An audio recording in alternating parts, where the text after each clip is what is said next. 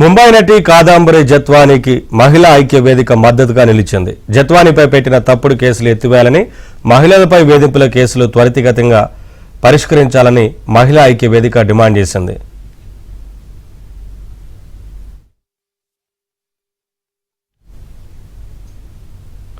తనపై పెట్టిన తప్పుడు కేసులు వెంటనే ఎత్తివేయాలని నటి జత్వానీ కోరారు. తాను తన కుటుంబం ఎన్నో సమస్యలు ఎదుర్కొంటున్నామని ఆవేదన వ్యక్తం చేశారు.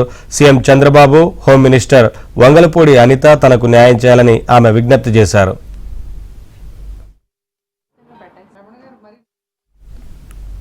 కూటమి అధికారంలోకి వచ్చిన తర్వాత జత్వానీ కేసు గాలికి వదిలేసిందని సుంకర పద్మశ్రీ ఆరోపించారు.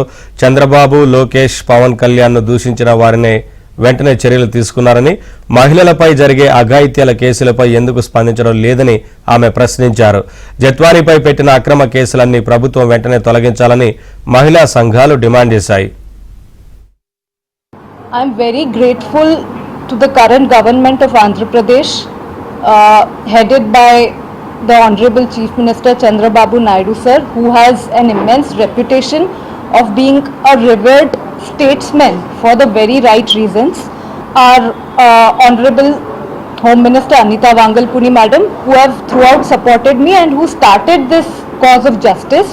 Through their support and their initiation, very appalling details emerged of how a horrific incident of harassment was committed on my entire family.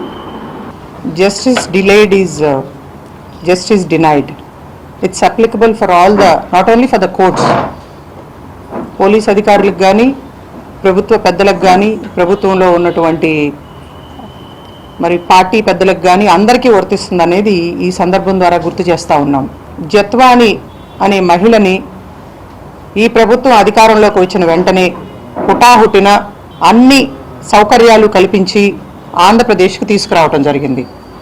గత ప్రభుత్వంలో ఆమె మహారాష్ట్రకి చెందిన మహిళ అయినా సరే గత ప్రభుత్వంలో ఆమెకు అన్యాయం జరిగింది, అక్రమంగా తప్పుడు కేసులు పెట్టారు, అరెస్టులు చేశారు, కుటుంబాన్ని మొత్తం వేధించారు అని చెప్పి ఈ ప్రభుత్వం బాధ్యత తీసుకుని చాలా సంతోషం, మీరు చాలా అన్ని రకాలుగా కూడా సదుపాయాలు ఏర్పాటు చేశారు, ఫ్లైట్లలో తీసుకొచ్చారు, స్వాగతాలు పలికారు, పోలీస్ అధికారులు ప్రొటెక్షన్ ఏర్పాటు చేశారు, మరి ముఖ్యమంత్రి చంద్రబాబు నాయుడు గారు స్వయంగా స్పందించారు, హోంమంత్రి అనిత గారు అందరూ కూడా ఆమెకు భరోసా ఇచ్చారు. మేము కూడా సెప్టెంబర్ నెలలో ఉమెన్ ఆర్గనైజేషన్ అందరం కూడా ఆమె వచ్చి 15 రోజులైనా సరే ఇప్పటి వరకు ఎటువంటి యాక్షన్ తీసుకోలేదు అని చెప్పి సిపి రాజశేఖర్ బాబు గారిని కలవటం జరిగింది.